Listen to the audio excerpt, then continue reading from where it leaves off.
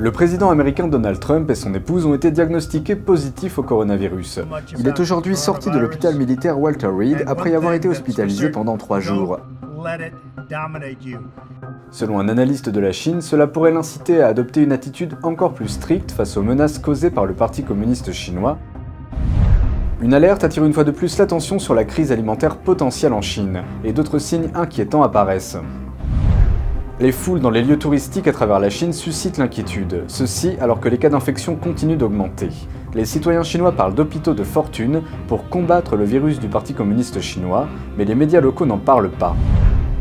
Et les meilleurs nageurs chinois ont échoué aux épreuves de qualification pour la natation olympique. Cela était dû à leurs mauvais résultats aux tests d'aptitude physique, comme la course de fond. Ceci est le résultat d'un mouvement politique inhabituel. Bienvenue dans Regard sur la Chine, je suis Vladian Huitens. Le président Trump a rejoint la liste croissante des dirigeants du monde infectés par le virus du Parti communiste chinois. Selon un analyste, le résultat positif du test de dépistage du virus de Trump pourrait l'inciter à adopter une position encore plus stricte face aux menaces causées par le Parti communiste chinois. Selon l'analyste chinois Tang Jingwan, la nouvelle pourrait inciter le président Trump à adopter une approche encore plus dure à l'égard du régime chinois. As the US president, he's supposed to have the highest level of security and protection, but even he can't get away from the virus. From one side, it shows that the threat that the CCP has brought to the world is far beyond people's imagination.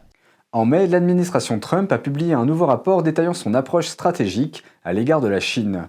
Le rapport critiquait la politique d'engagement antérieure des États-Unis à l'égard du régime chinois. Il condamnait également les actes de la Chine en matière de commerce parmi d'autres questions. Mais il affirme également que les politiques américaines ne sont pas fondées sur une tentative de changer le modèle de gouvernance intérieure de la République populaire de Chine ou RPC. In the past, Trump's attitude towards the Chinese Communist Party was still somewhat limited, in the sense that he could coexist with it, because the approach he adopted was mainly the reciprocal strategy, which means if you treat me better, I can also treat you better. This is also reflected in Trump's behavior. For example, his treatment of trade agreements. The trade agreement between him and the CCP is still important. He is more reluctant to part with it. Although we all know, anyone who understands the nature of the CCP knows that this trade agreement is only a tactic used to delay. On the other hand, on the Hong Kong issue, we can see that he seldom speaks out publicly on human rights issues in Hong Kong. And even when he signed the Hong Kong bill, he signed it later. His attitude shows that he still has some reservations towards the CCP and Xi Jinping. Cette semaine, le groupe de travail sur la Chine de la Chambre des représentants, composé de 15 représentants de la Chambre, a publié un nouveau rapport. Il propose 400 recommandations aux États-Unis pour contrer les menaces du Parti communiste chinois. La première de la liste, que la Maison-Blanche déclare clairement et publiquement son intention de mettre fin au totalitarisme du régime chinois. Il est écrit « L'objectif de l'Amérique ne doit pas être une coexistence indéfinie avec un État communiste hostile, mais plutôt la fin du monopole du parti sur le pouvoir. Toutes les politiques doivent découler de cette étoile du Nord. » Anti-communist and eliminating communism, these are two different stages. Anti-communist allows coexistence with the CCP, but eliminating communism is not the same. It's a life and death battle. Il est aujourd'hui sorti de l'hôpital militaire Walter Reed après y avoir été hospitalisé pendant 3 jours. Adoptant une attitude très positive vis-à-vis de son état de santé, il a invité le peuple américain à sortir tout en restant prudent. Le président américain se veut rassurant et a exprimé sa confiance à son retour de l'hôpital. Il continue d'appeler les citoyens à voter, bien décidé à mener sa campagne électorale jusqu'au bout. Les infections par le virus du Parti communiste chinois continuent d'augmenter en Chine. Mais alors que la fête nationale bat son plein, des foules de touristes se rassemblent et leurs voyages se multiplient. Les inquiétudes s'intensifient quant à la possibilité d'une augmentation des cas. Pendant la semaine de la fête nationale, on estime que 550 millions de personnes voyageront à travers la Chine pour rendre visite à leur famille et faire du tourisme. Ce chiffre représente 70% de celui de l'année dernière. Le jeudi 1er octobre marquait le premier jour de la fête. Un grand nombre de touristes sont venus sur la Grande Muraille à Pékin. Une vidéo a montré que le point culminant de la Grande Muraille était bondé de monde. Mais cette vidéo a été supprimée par les médias locaux plus tard dans la journée. De nombreuses attractions touristiques populaires à travers la Chine étaient confrontées à la même situation. Les touristes étaient immobilisés sur les routes, parfois même pendant 9 heures. Les gares ferroviaires étaient également bondées. Monsieur Wei, un citoyen de Hangzhou, dans l'est de la Chine, a indiqué que les autorités avaient annoncé qu'elles avaient réussi à combattre l'épidémie, ce qui a incité les gens à se détendre et à baisser leur garde. West Lake has been very crowded, including the streets in the city. I am very worried because this is the most dangerous time. There are fewer people wearing masks. It is very relaxed. Il a critiqué le Parti communiste chinois pour avoir dissimulé la véritable situation présente. The information is blocked. Many places in our country have built makeshift hospitals, but the government won't tell you. The media won't report it at all. Instead, they say everything is fine. Monsieur Lin, un citoyen de la ville de Changchun dans le nord-est de la Chine, a expliqué qu'il pensait que les attractions touristiques avaient été rouvertes afin de relancer l'économie. In the week of this year's National Day holiday, the government sent people out to travel. I found that the reason is the economy is going down, and the pressure is relatively high. They want more money and the fiscal revenue. But the risk is really very big. During the May Day holiday, some people went out and brought the epidemic to our Jilin province, and several areas were put under lockdown again. After the long holiday of National Day, when people return to work, they will definitely bring the epidemic to every region. Cependant, il y a aussi des lieux pittoresques qui ne sont pas si populaires. Les hôtels et les commerces qui s'y trouvent sont déserts. La sécurité alimentaire de la Chine suscite de plus en plus d'inquiétudes. En effet, les autorités d'une importante région céréalière demandent aux habitants de faire des réserves de céréales. La crise alimentaire potentielle de la Chine est de nouveau au centre des préoccupations suite à une alerte par SMS. Les habitants de la province chinoise du sud-ouest du Sichuan ont reçu un SMS mardi 29 septembre. Il s'agit d'un communiqué de presse des autorités qui demande aux habitants de faire des provisions de céréales. Ce message a suscité des inquiétudes quant à la capacité de la Chine à assurer sa sécurité alimentaire. En effet, le Sichuan est l'une des principales régions d'approvisionnement en céréales du pays. D'autres régions céréalières souffrent également. Près de la moitié des plus grandes régions agricoles de Chine se trouvent dans le sud et ont été durement touchées par les fortes inondations de cette année. En outre, les terres agricoles ont également subi de lourdes pertes dues à la sécheresse et aux invasions de criquets. Malgré les catastrophes naturelles, le ministre chinois de l'Agriculture affirme que le pays connaîtra une récolte exceptionnelle cette année. Mais les agriculteurs chinois disent qu'ils ne sont pas convaincus. Un agriculteur de la province du Shandong, au nord-est de la Chine, a déclaré qu'il pensait que la situation réelle est bien différente. I think there could be a problem with the grain supply this year, because my hometown is a crop production area, and it has seen a drop in production due to flooding. Et d'autres signes s'avèrent inquiétants. En juillet, alors que le sud et le centre de la Chine ont subi les pires inondations depuis des décennies, le dirigeant du Parti communiste chinois Xi Jinping s'est rendu dans la province de Jilin, dans le nord de la Chine, une autre région céréalière importante. Xi a demandé aux responsables locaux de donner la priorité à la sécurisation des approvisionnements alimentaires. En août, les autorités ont constaté une baisse des achats de blé dans 5 grandes régions agricoles, alors que le prix des denrées de base comme le maïs, le blé et le riz a augmenté. À peu près au même moment, Xi Jinping a également exhorté les citoyens chinois à ne pas gaspiller la nourriture et à rester vigilants sur les questions de sécurité alimentaire. Et en septembre, l'un des vice-premiers ministres du pays, Hu Chunhua, est allé inspecter la principale région céréalière de Chine. Il a déclaré que la récolte d'automne représentait 70% de la production céréalière annuelle et a exhorté les responsables locaux à récolter autant de céréales que possible. Nous nous tournons maintenant vers les candidats chinois aux Jeux Olympiques à l'approche des Jeux Olympiques de Tokyo. Lors des qualifications de la Chine pour la natation olympique, certains athlètes célèbres n'ont pas réussi à se qualifier malgré d'excellents résultats en natation.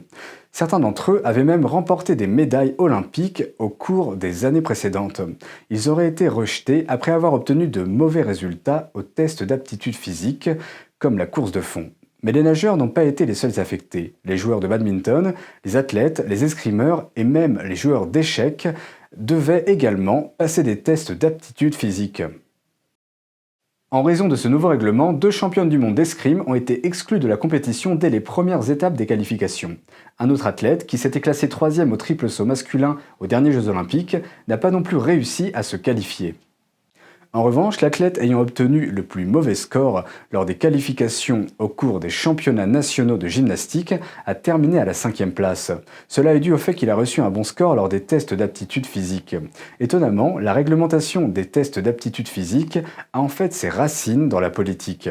Elle a été imposée en février dernier. Ainsi, l'Administration générale des sports de Chine a annoncé un communiqué sur le renforcement de l'entraînement physique de base. La nouvelle directive exige des athlètes qu'ils atteignent l'objectif de 0 cas de dopage pour les Jeux Olympiques de Tokyo. Mais en raison de la nature politique de cette tâche, les athlètes de haut niveau qui en ont souffert n'osent pas s'exprimer. Sinon, ils seraient probablement accusés de manquer de loyauté envers le Parti communiste chinois ou PCC. Ils pourraient également être critiqués pour avoir considéré la compétition comme la première priorité, tout en qualifiant le dévouement pour le parti de seconde priorité. Les athlètes qui subissent des revers politiques perdront également toute possibilité de se rendre à l'étranger pour participer à la compétition. La porte-parole du département d'État américain, Morgan Ortagus, publie régulièrement des rapports sur les intimidations et les persécutions du Parti communiste chinois à l'encontre des journalistes des médias occidentaux. Depuis le 1er octobre, elle en a mis 10 en ligne. Le 22 septembre, elle a cité l'histoire du journaliste australien Matthew Carney. Le régime communiste a critiqué le rapport de Carney sur la région chinoise du Xinjiang et les dirigeants du Parti communiste chinois. En représailles, les autorités chinoises ont menacé de détenir sa fille de 14 ans. Selon Ortagus, le comportement inquiétant du régime chinois à l'égard des journalistes d'investigation remonte à plusieurs années. Elle affirme que Pékin doit mettre fin à son harcèlement à l'encontre des journalistes étrangers basés en Chine. Les 10 tweets qu'elle a envoyés jusqu'à présent couvrent des cas où Pékin a soit expulsé des reporters, soit annulé leur visa. Ces messages mentionnent également la manière dont les fonctionnaires du régime harcèlent les journalistes et interfèrent avec leurs interviews. Pékin a même bloqué Bloomberg lorsqu'il a fait un reportage sur le chef du Parti communiste Xi Jinping et sur la richesse de sa famille par extension. Ortagus note également que les reporters du Wall Street Journal, du New York Times, de l'agence France Presse et de la société américaine de médias en ligne BuzzFeed n'ont pas pu obtenir de visa chinois ou ont été expulsés. Ils ont été bloqués après avoir fait des reportages sur des sujets tabous comme l'infiltration du Parti communiste dans les pays occidentaux, l'hostilité envers la liberté de la presse et la persécution de l'ethnie ouïghour au Xinjiang. Par exemple, 3 reporters du Wall Street Journal ont publié des articles détaillés sur les violations des droits de l'homme commises par le Parti communiste chinois. Pékin les a expulsés peu après, en février, mais a prétendu que c'était en raison de la publication d'un article d'opinion. En réalité, l'article a été écrit par un professeur du Bard College et les 3 journalistes n'étaient pas impliqués. Les reporters de VOA, HuffPost et CNN font également état de harcèlement de la part de la police chinoise. Certains ont même été arrêtés après avoir tenté de faire des reportages sur les manifestations ou d'interviewer des dissidents. Le 28 septembre, Ortagus a écrit sur Twitter « La République populaire de Chine respecte rarement la liberté de la presse, en limitant l'accès des reporters, en intimidant les sources et en surveillant les appareils électroniques des journalistes. Cette ingérence se produit depuis des années. »